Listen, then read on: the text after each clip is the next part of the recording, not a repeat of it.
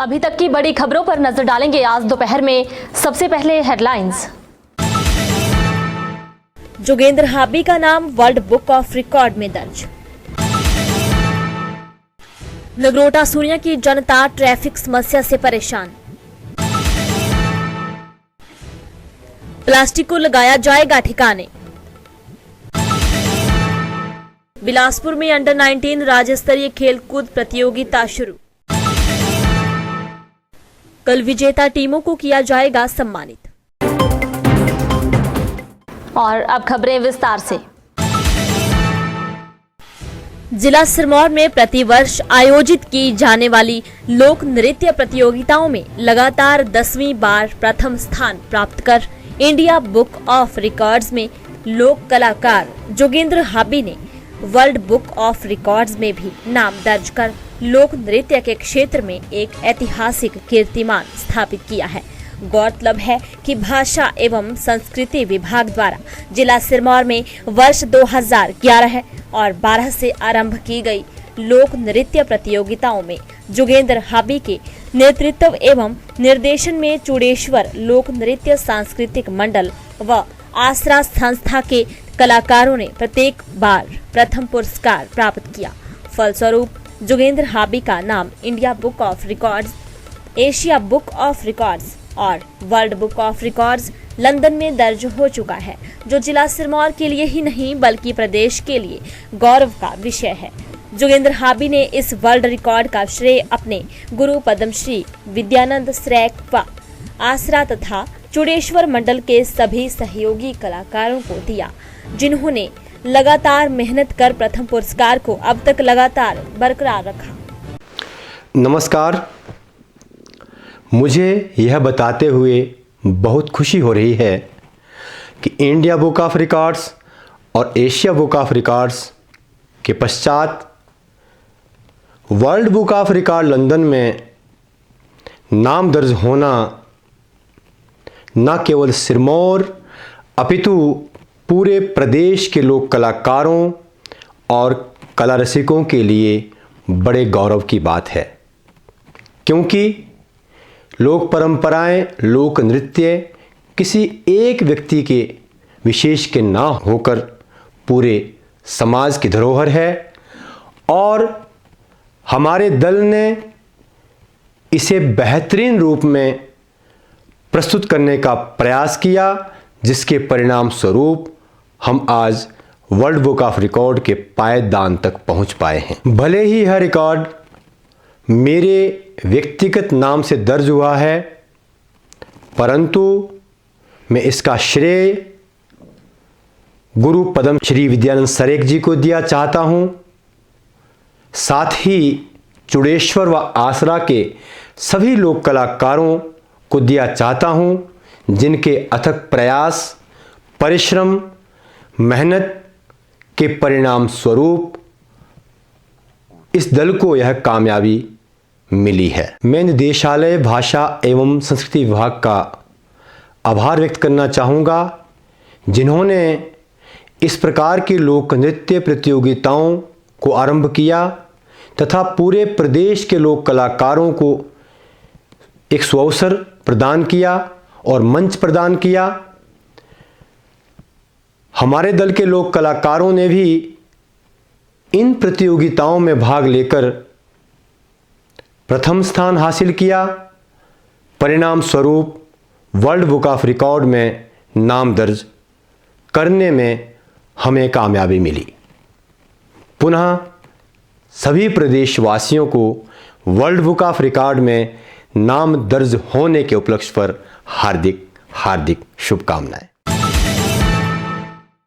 नगरोटा सूरिया में सड़कों के किनारे बेतरतीब खड़े वाहन, टूटी हुई सड़कें तथा सड़कों के किनारे रखे सामान से ट्रैफिक की समस्या से जनता परेशान हो रही है। इसके कारण न तो बच्चे स्कूल पर समय पर पहुंच पा रहे हैं और न ही कोई समय पर कर्मचारी अपनी ड्यूटी पर पहुंच पाता है, क्योंकि इस जाम में बस भी कई बार फंस जाती है। इसी तरह का हाल नगरोटा सूरिया के बस अड्डे पर भी है, जिस व्यक्ति का जहां मन करता है अपनी गाड़ी खड़ी करके चला जाता है, जिसके कारण तहसील कार्यालय तथा भगवान नरसिंह देव के मंदिर जाना भी मुश्किल हो जाता है। मेन बाजार से लेकर 3 वोट चौक तक भी ट्रैफिक का यही हाल है। बहुत से दुकानदारों ने भी दुकान के बाहर सड़क के किनारे सामान रखा है, जिसके कारण ट्रैफिक की समस्या बनी रहती है। ग्रामीणों ने पुलिस प्रशासन से आग्रह किया है कि इस ट्रैफिक समस्या से निजात दिलाई जाए। जिला बिलासपुर के अंतिम छोर पर स्थित पंजाब की सीमा से सटी ग्राम पंचायत लेहड़ी में हिमाचल सरकार द्वारा प्लास्टिक वेस्ट मैनेजमेंट यूनिट स्थापित किया जा रहा है। राज्य सरकार द्वारा इस प्रोजेक्ट के लिए 16 लाख के बजट का प्रावधान किया गया है। इससे संबंधित स्वीकृति आदेश राज्य सरकार द्वारा प्राप्त हो चुके हैं। शेड कंस्ट्रक्शन के लिए 6 लाख का प्रावधान है तथा 3 फेस बिजली सप्लाई के लिए 1 लाख का प्रावधान किया गया है और अलग अलग तरह के उपकरणों के लिए 8 लाख का प्रावधान है। क्योंकि लेहड़ी में विभाग की अपनी जमीन है, इसलिए उस जमीन पर ही यह प्रोजेक्ट स्थापित किया जाएगा। खंड विकास अधिकारी विनय शर्मा ने बताया कि इस प्रोजेक्ट से पूरे क्षेत्र में जो प्लास्टिक वेस्ट है उस क्षेत्र वासियों को राहत मिलेगी। विकास खंड स्वरघाट में ग्राम पंचायत लेहड़ी में राज्य सरकार द्वारा प्लास्टिक वेस्ट मैनेजमेंट यूनिट जो है वो स्थापित किया जा रहा है और राज्य सरकार द्वारा इसके लिए कुल मिला के 16 लाख का बजट का प्रावधान किया गया है। स्वीकृति आदेश हमारे पास सरकार की तरफ से मिल चुके हैं और इसके अनुसार जो ये यूनिट होगा तो इसका मैं डिवीज़न आपको बता देता हूँ। जो कंस्ट्रक्शन ऑफ शेड होगा उसके लिए 6 लाख रुपए का प्रोविज़न है। पावर कनेक्शन के लिए जो 3 फेस का रहेगा 1 लाख रुपए का प्रोविज़न रहेगा। उसके अलावा मशीनरी है जिसमें प्लास्टिक बेलर है, प्लास्टिक श्रेडिंग मशीन है, डस्ट रिमूवर है, ये इक्विपमेंट रहेंगे जो इंस्टॉल होंगे और इसके लिए 8 लाख का बजट प्रोविज़न है। उसके अलावा जो प्लास्टिक वेस्ट कलेक्शन है उसको हायर करने के लिए व्हीकल का भी प्रावधान इसमें है और उसके लिए फिलहाल 1 लाख रुपए का प्रावधान किया गया है। और लेहड़ी में क्योंकि विभाग की अपनी 14-15 बीघा के लगभग ज़मीन है तो इसलिए इस यूनिट को वहाँ एस्टेब्लिश करने में किसी प्रकार का ज़मीन संबंधी भी दिक्कत नहीं आने वाली है। स्वीकृति आदेश प्राप्त हो चुके हैं और धनराशि की भी हमारे पास स्वीकृति है और शीघ्र ही ये कार्य जो है हम लोग शुरू करने जा रहे हैं, जिससे इस पूरे इलाके में जो प्लास्टिक वेस्ट अदरवाइज इकट्ठा होता है, जिससे प्रदूषण फैलता है, नदी नाले और जो दूसरे पेयजल स्रोत हैं वो प्रदूषित होते हैं, तो उससे राहत मिलेगी, उससे तो लोगों को इसका फायदा होगा। लोगों को हम यही संदेश देंगे कि इसमें जो प्रदूषण है, वायु प्रदूषण है, जल का प्रदूषण है, उससे आम जनता को ही सबसे ज़्यादा हानि होती है और वही इससे सफ़र करते हैं। जागरूकता अभियान हमारे द्वारा चलाए जाते हैं, सफाई अभियान भी चलाए जाते हैं, लेकिन इसके लिए लोगों को स्वयं जागरूक होना पड़ेगा और ये प्रत्येक गांव में प्रत्येक परिवार को ये तय करना पड़ेगा कि वो कूड़े का उचित उसका जो है वो समाधान करें। प्लास्टिक को नदी नालों में खुले स्थान पे ना फेंकें, एकत्रित करके उसका प्रॉपर एक जो उसका समाधान है वो देखा जाए। और प्लास्टिक के हमारे 4 जगह पे अदरवाइज भी प्लास्टिक के हमारे यूनिट्स लगे हैं, तो जो ये प्लास्टिक का कूड़ा है ये वहाँ भी भेजा जा सकता है। एक यूनिट हम लगाने जा रहे हैं। इसके अलावा अगर कहीं से हमारे पास इस तरह का मामला आता है तो नगर परिषद के साथ भी हमारा एक जो है वो कम्युनिकेशन चलता रहता है, तो हम वहाँ भी प्लास्टिक का जो उसका वेस्ट मटेरियल वो भेज सकते हैं। इसी बरमाना में भी उसको जो है सौंपे जाने की सुविधा है। तो लोगों से यही अनुरोध रहेगा कि इस मामले में खुद भी जागरूक हों, आस पड़ोस के लोगों को भी जागरूक करें और इससे उनके स्वास्थ्य को काफ़ी लाभ होगा। विभाग उनकी मदद करने के लिए हमेशा तत्पर है और हम इसके लिए लगातार प्रयास कर रहे हैं।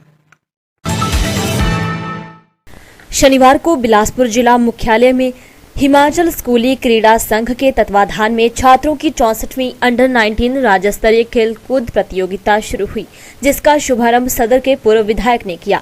राजकीय वरिष्ठ माध्यमिक पाठशाला छात्र के खेल परिसर में शुरू हुई इस प्रतियोगिता में प्रदेश के 11 जिलों और 3 स्पोर्ट्स हॉस्टल के करीब 534 खिलाड़ी भाग ले रहे हैं। प्रदेश भर से आए खिलाड़ियों ने मार्च पास्ट कर मुख्य अतिथि को सलामी दी।